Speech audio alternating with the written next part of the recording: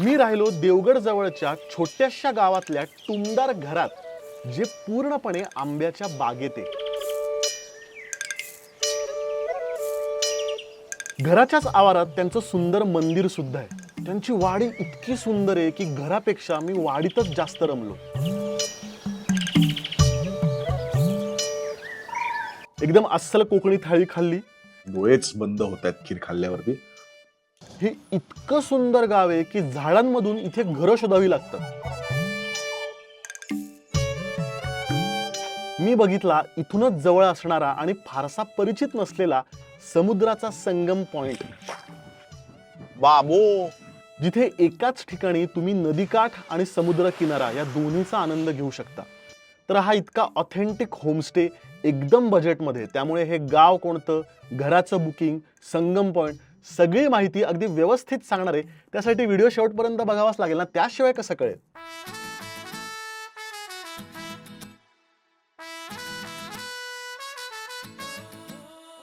तर हा सुंदर अनुभव घेण्यासाठी आम्ही गेलो सिंधुदुर्ग जिल्ह्यातल्या प्रसिद्ध देवगड गावापासून 15 ते 16 किलोमीटर अंतरावर असणाऱ्या नारिंगरे या छोट्याशा गावात. मला इथे सापडला आंब्याच्या बागेत लपलेला एक सुंदर जुना होमस्टे. सकाळी लवकर इथे पोचलो. मस्त वातावरण होतं. त्यामुळे असं वाटलं की आधी जरा गावात फेरफटका मारावा. काही न ठरवता चालत निघालो. इथे अजिबात जास्त वाहनं नाहीत, हॉर्न नाही, फक्त पक्ष्यांचे आवाज. सकाळी जिमला जाऊन प्रोटीन शेक घेऊन आल्याच्या थाटात एक कोंबडा तिथून पास झाला. त्या बिचाऱ्याला माहित सुद्धा नसेल की तो सुद्धा कोणाचा तरी प्रोटीन सोर्स आहे. असो, तर या गावात एक सुद्धा इमारत नाही. छान खालच्या खाली असलेली देखणी कौलारू घरं. इथे इतकी गर्द झाडी की घरं दिसतच नव्हती. असंच चालत चालत काही न ठरवता जुन्या मंदिरापाशी आलो. अतिशय पुरातन शंकराचं मंदिर. चित्रपटाचं लोकेशन वाटावं असं हे ठिकाण.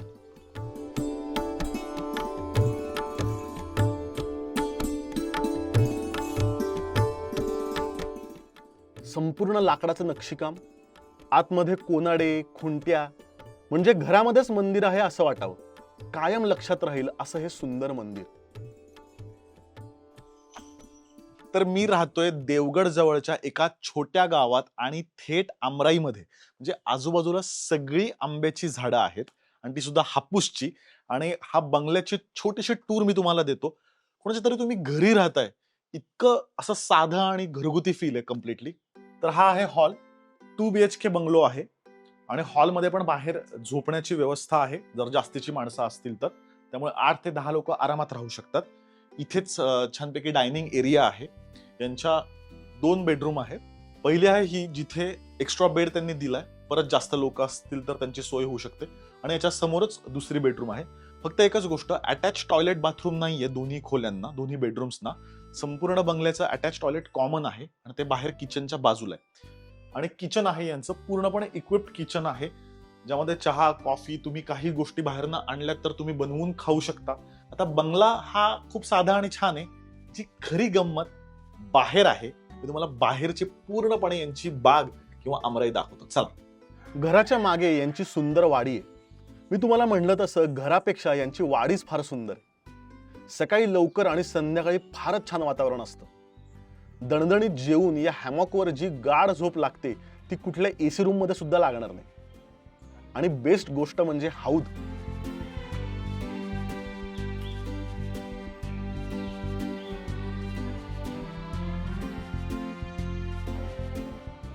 इथे कुठेही गप्पांचे कट्टे टाकता येतील अशी ही वाडी.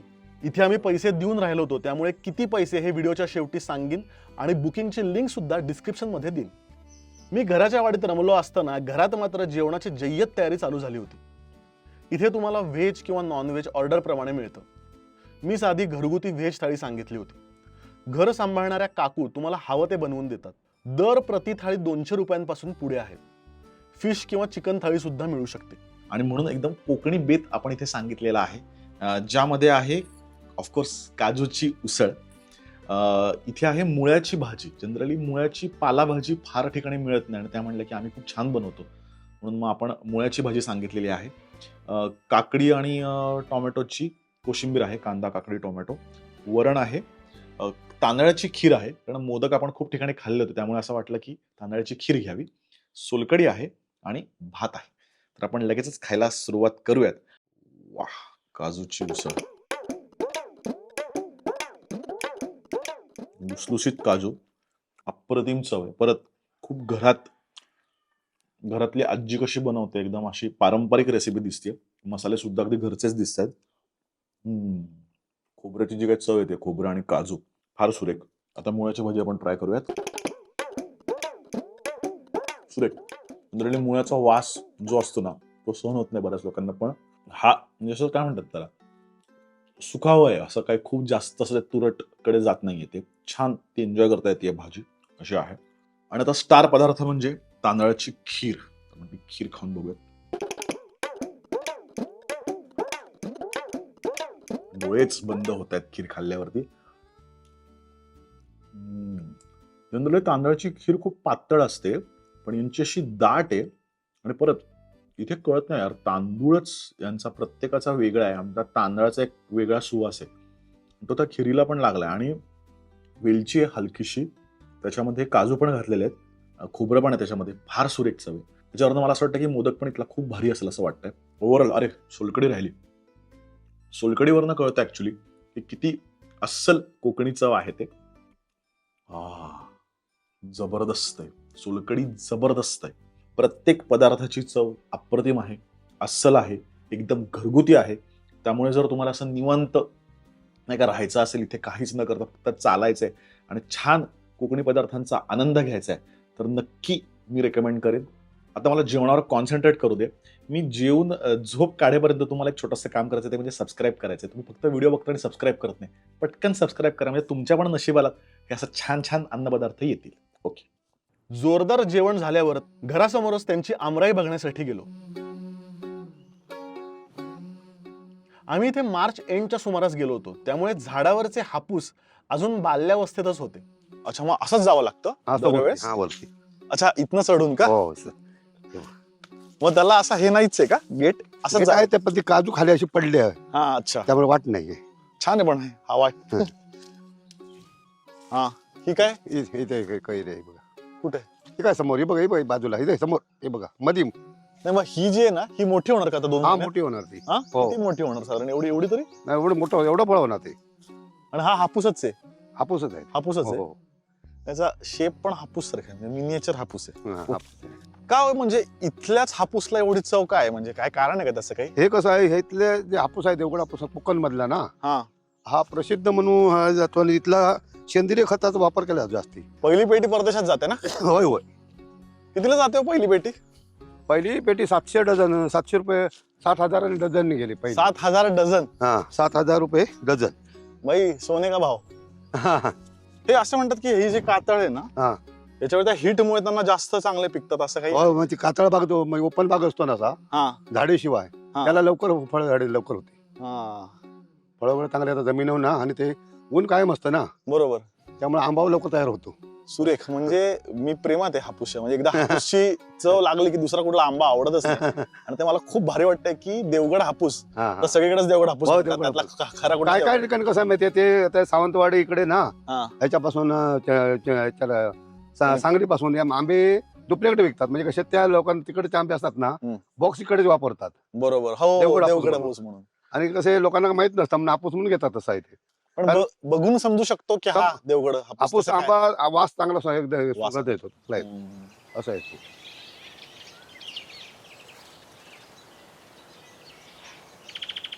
सकाळी लवकर स्वतःचा चहा एकदम निगुतीने निवांतपणे बनवण्यात सुद्धा एक वेगळ्या प्रकारचा आनंद असतो असं मला वाटतं.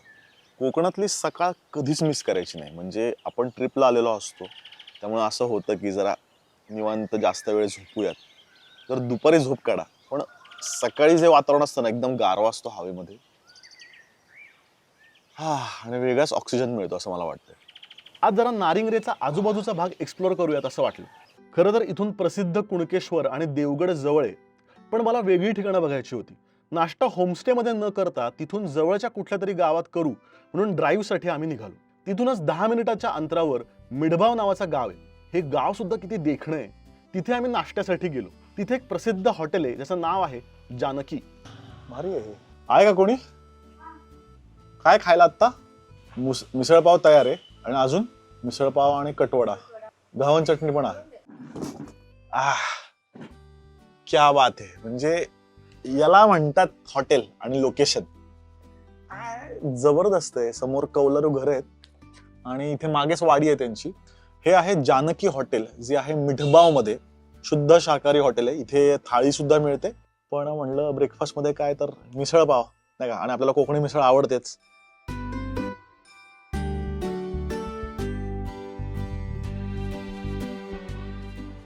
हा गोष्टी आलेल्या आहेत समोर आणि ही आहे मिसळ.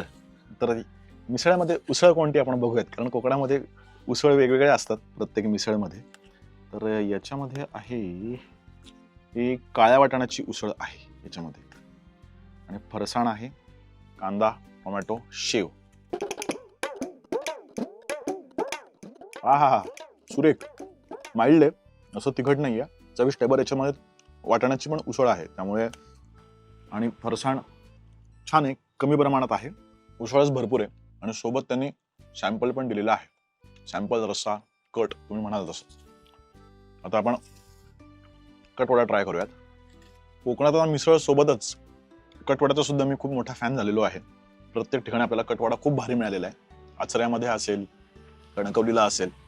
तर इथला कटवडा बघूयात. वड्याचा साईज खूपच मोठा आहे. तोडूयात तो. बरं आहे, वडा थोडासा माइल्ड आहे आणि वड्याची चव एवढी ग्रेट नाहीये. ओके आहे, पण ऑफकोर्स ते शेव आणि रश्श्यामुळे छान वाटते. कटवड्याला थोडंसं स्पायसी असेल तर मजा येते. आणि हे आहे घावन. जाळी बघूनच लय भारी वाटतंय मला. आणि खोबऱ्याची चटणी, जो असा एक गोडसर पण असतो ना चटणीला, आणि त्यात मिरची पण असते त्यामुळे तो तिखट गोड अशी मिळतच नाही. म्हणजे माहितीये का, म्हणजे आपल्याकडे अशी चटणीच मिळत नाही. हे ताजेपणाची चव आहे, ती जी चव आहे ती मस्त. आणि कडेला असं ते खरपूस आहे घावन, खूप छान टेक्स्चर आहे तसं. सुरेख घावन, खूपच अस्सल कोकणी आणि छान. ओव्हरऑल जानकी हॉटेल छान आहे. मला असं वाटतं की इथे थाळी सुद्धा मिळते, व्हेज थाळी. तर थाळी पण इथली छान असेल असं मला वाटतंय चव बघता. आणि जर तुम्ही मिठबावला जाणार असाल तर फिरणार असाल तर एकदा जानकी ट्राय करायला हरकत नाही. आणि मुख्य म्हणजे याच्या वाईब्स खूप छान आहेत. म्हणजे हे गाव खूप छोटं आणि मस्त आहे. आजूबाजूला कौलारू घर आहे, मागेच वाडी आहे. त्यामुळे एक अनुभव म्हणून हे हॉटेल छान आहे. कारण आता कटवडा मिसळ तुम्हाला सगळीकडेच मिळेल, पण याचा अनुभव वेगळा होता. मिठबावचा समुद्र किनारा पण प्रसिद्ध आहे, पण आम्हाला आणखी एक इंटरेस्टिंग स्पॉट समजला, तो म्हणजे तांबळडेक, जिथे समुद्र किनारा आणि संगम पॉइंट सुद्धा आहे. तांबळडेक तुम्ही थेट गुगल मॅपवर टाकू शकता. एका ठिकाणी गाडी लावावी लागते आणि मग चालत चालत अगदी 5 मिनिटात आम्ही संगम पॉइंट पाशी पोहोचलो. याआधी सुद्धा संगम पॉइंट बघितलेत, पण हा फारच भारी होता. डावीकडे बघितलं तर नदी आणि उजवीकडे समुद्र. आता ना तांबळडेक तुम्ही गुगलवर जर टाकलत ना तर संगम पॉइंट येतं, पण ते टाकू नका, कारण गाडी तुमची तिकडे थांबते आणि मग तुम्हाला नदी क्रॉस करून यावं लागेल. आणि जर परत प्रवाह वाढला तर परत जाता येणार नाही. त्यामुळे तुम्ही nesting, olive turtle nesting point असं गुगल मॅपवरील त्याची लिंक मी दिलेली असेल, तिथे या. तुम्हाला गाडी इथपर्यंत येते, गाडी एका पॉइंटला लावायची आणि तिथनं चालत यायचं. आता 2 रस्ते आहेत. खरं तर हा झुडपातनं रस्ता आहे, पण तो तेवढा मेंटेन नाही, काटे भरपूर आहेत. सरळ काय करा, बीचवर जायचं समुद्र किनाऱ्यावरती आणि डावीकडे चालत चालत चालत एंड पर्यंत इथे यायचं. थेट या पॉइंटवर तुम्ही येता. हा पॉइंट तर खूप सुंदर आहे. ते लांब देऊळ दिसतंय, छान नारळाची झाडं म्हणजे चित्रात काढतात तसं अगदी दिसतंय. आणि छान नदी पण स्वच्छ आहे आणि ती समुद्राला मिळते. छानपैकी वळसा मारून नदी समुद्राला मिळत होती. विशेष म्हणजे नदी स्वच्छ होती आणि ती समुद्राला मिळताना वाळूची छोटी छोटी बेटं पण तयार झाली होती. अगदी पायच बुडतील एवढी खोली होती, त्यामुळे जायला एकदम सुरक्षित. नदीचं पाणी छानपैकी वळसा घालून समुद्रात विलीन होत होतं, त्यामुळे ते होताना लाटांचंही कन्फ्युजन व्हावं असं उगाचच वाटत होतं. गोलाकारामुळे लाटा पण कन्फ्युज होत आहेत नक्की, कुठे जायचं कसं जायचं असं ढवळल्यासारखं होतंय. ते नाही का वॉशिंग मशीन कसं असतं त्या पद्धतीने.